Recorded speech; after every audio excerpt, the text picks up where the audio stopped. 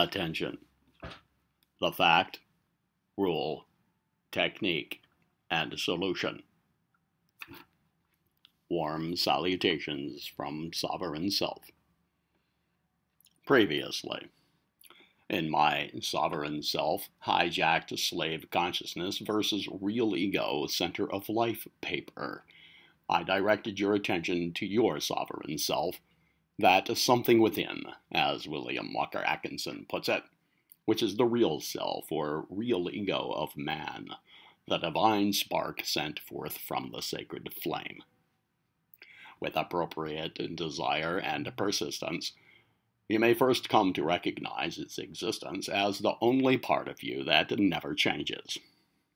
Once you acquire the knack of it, there is manifested the phenomenon of this sovereign self mounting its mental throne and asserting its right and might to govern.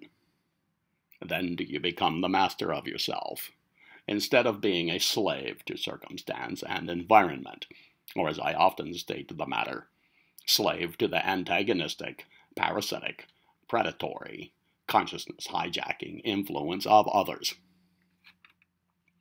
In the recognition, realization, and manifestation of this I am within us lies the secret, the answer, the solution, the mastery of self by self. For practical purposes that will become apparent momentarily, let's go ahead and refer to it as the solution. Vital to your knack with the solution is your development of continuous acknowledgement and a relationship with its cause, the Absolute, which is regardless of the manifested cosmos, and upon which all manifestation completely depends.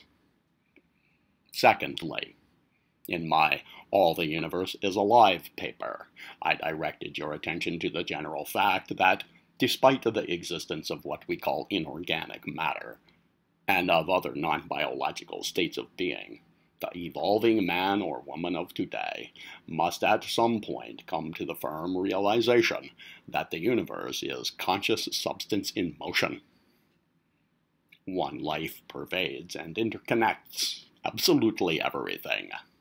In short, everything is alive.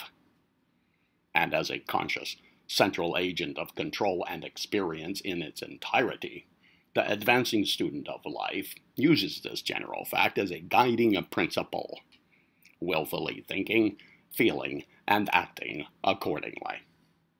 He integrates it into his study and application of all other instruction in self-mastery, personal evolvement, and establishment of sovereign selfhood. And let's refer to it as the general fact.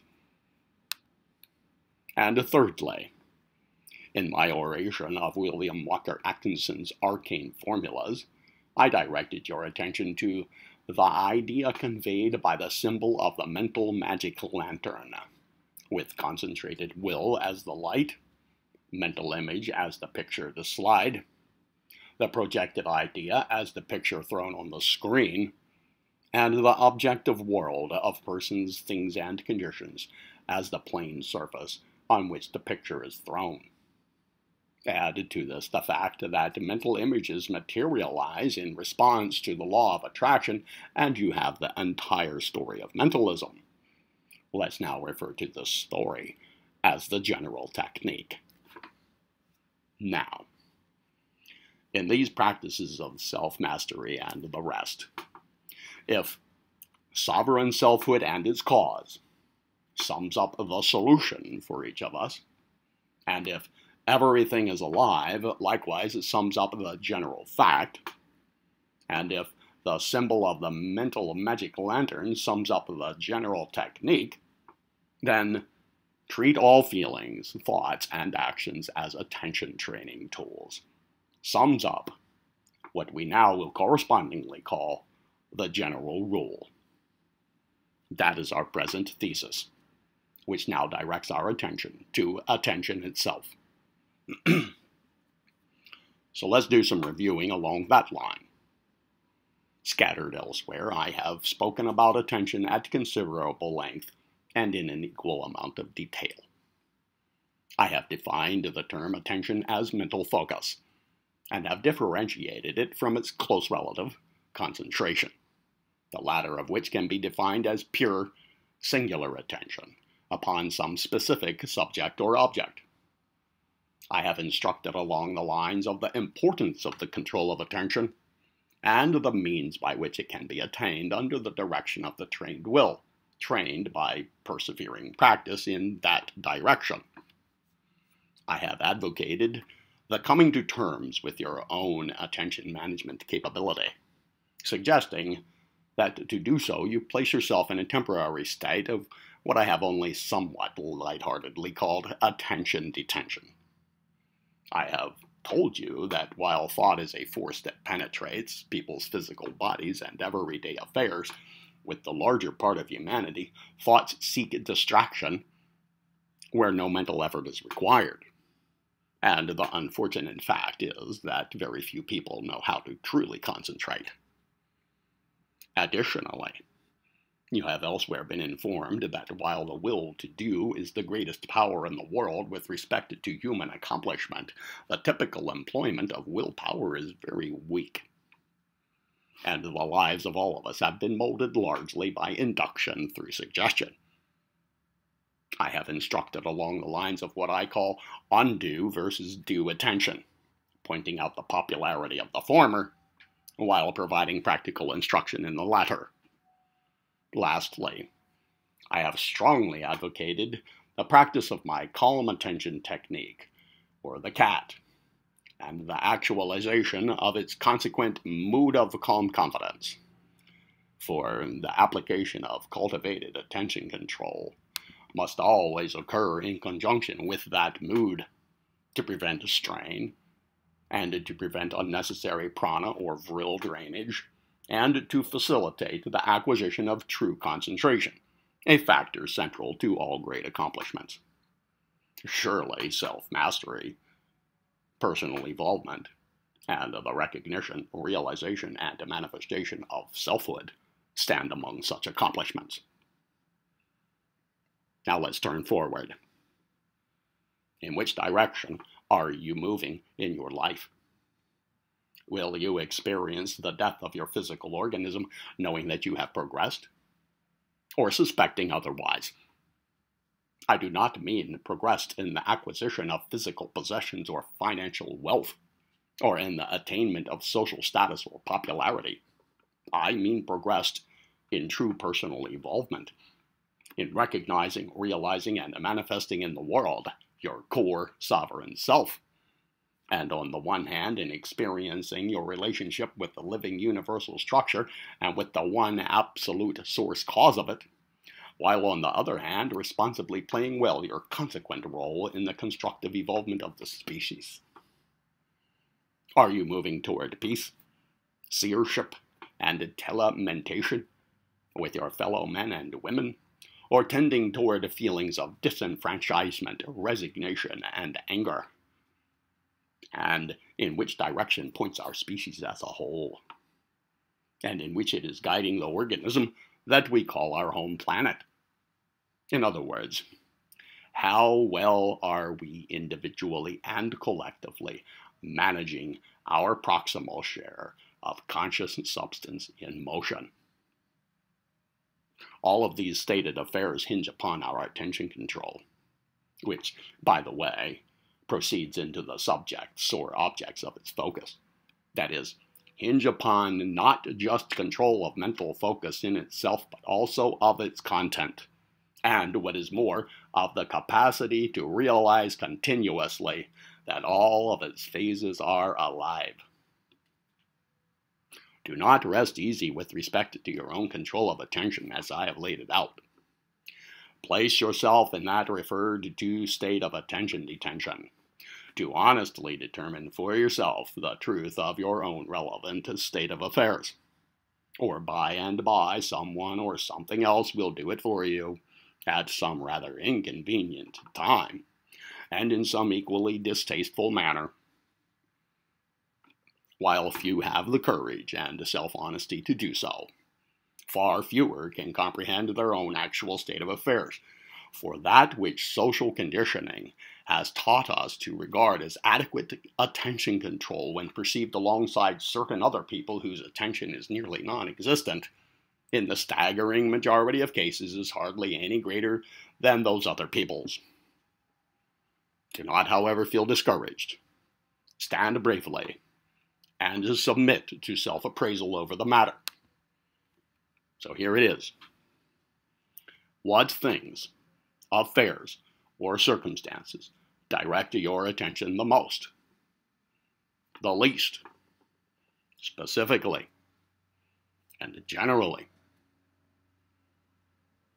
If your honest answer involves anything except your will, then you are in the company of the mentally wind-blown billions. But if your answer is will alone, then either you misunderstood the question, or you have somehow managed to attain a summit that few can even fathom. But even if this latter is the case with you, still further questions hang before you. For example, what are the feeling, thought, and action objects of your attention? That is, upon what subjects or objects do you so unerringly and singularly direct your attention at every turn?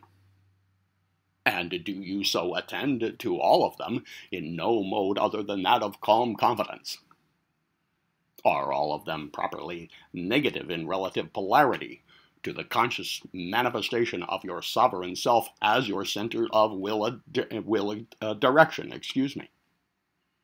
And are all of them in accordance with firmly set goals that have passed the tests of delineated precision, affirmativization, truthfulness, ethicalization, emotivation, mental image creation, idealization, and universal application? Do you at this point understand my point, that attention control is the rightful object of the general rule? Treat all feelings, thoughts, and actions as attention training tools? I certainly hope so. For currently, the survival of the human species as we know it demands it in equal proportion to its demands of the conscious living of the general fact, the willful implementation of the general technique, and the realization of the solution. Its survival, let alone its necessary constructive evolvement. For whether or not that you fully comprehend it, there is a vicious war on for our core sovereignty, our consciousness, our vital energy, our hormones, our DNA, our flesh, and our planet, naturally including yours. A war perpetrated by powerful, intelligent, monstrous, and driven agents of control, also whose survival is at stake. Only with great difficulty, and then with an overwhelming feeling of sickness at the pit of the stomach, can we catch even a mental glimpse of the attention hijacking going on in all the phases of this war, which reaches into every aspect of our lives from the womb to the tomb. It sickens even me, who has experienced a significant duration and familiarity with this affair, to the point where I prefer to stay away from the ugly word war, although in certain of its aspects it is actual war, with particle beam weapons, otherworldly agendas, and all the rest. I rather call it an outright hijacking of human being, a phrase which admittedly induces its own plane of nausea. Arriving now at this point, I determined that presently going into further detail about this latter bit will either amount to preaching to the choir or solicit the jeers and veer your attention away from our present thesis. So I'll just ask you this. For whatever reasons, are you playing well your role in the constructive evolvement of yourself, the race, and of all life? Are you giving it its due attention? The matter is dire indeed. even if only for the reason of your personal involvement according to its own right. But it is far better also to know the truth about the world. Otherwise, you may easily find yourself in the position of the well-meaning captain who did not see the rogue wave coming at his ship broadside, with this particular ship being crewed by the human race. But more realistically, we're all at the metaphorical helm. Most of us don't know it, though, and instead are still feverishly watching the game on TV, mindlessly playing shuffleboard, keeping our noses to the ever-turning grindstone, tinkering with distracting gadgets, buying an extra car, blasting toward some hypothetical head of the traffic, or banging our heads to the tune of Running with the Devil while guzzling another draft along with a world full of lies. You now have the general fact, the general rule, the general technique, and the solution. All four in one place. Apply the first three toward the fourth. There is more, potentially much more, yes. But that more boils down to supporting explanations, tips and tricks, techniques cumulatively combined into methods of action, and background information for your mental library. All which, if used properly, instrument your efficient development. Yet throughout, the general fact, the general rule, the general technique, and the solution persist unchanged at the heart of it. Hold these to the fore like your life depends upon it, and your earnestness will determine the extent of your success, while your motives will determine its quality. And that is the entire affair in a nutshell. Cultivate it, and it will grow. As I have said before, you never know what you can do until you try. And as with anything worthy of your while, practice is the key. I've said that before as well. But that great phase of psychological suggestion known as repetition helps to drive it home. Still, I want you to help me a bit here too. That is, drive it home yourself, into your subconscious mind. Take charge, and the results will be yours for keeps. Have a friendly yet purposeful, sit-down style, deep and meaningful powwow with your own subconscious mind, instructing it to help you along all of these lines. Be specific when you do so, stating exactly what you require of it, and your reasons why. But do not tell it how to do its job. It already knows how better than you do. So trust it. It is your best ally in all of your endeavors. Therefore, employ it calmly and confidently, and moreover employ it wisely. For it works faithfully and fairly for you every time. It never forgets, and it always gives you whatever it has received. Naturally, the choice is yours. Clearly, the time is now. And frankly, some other time, flat out, does not exist.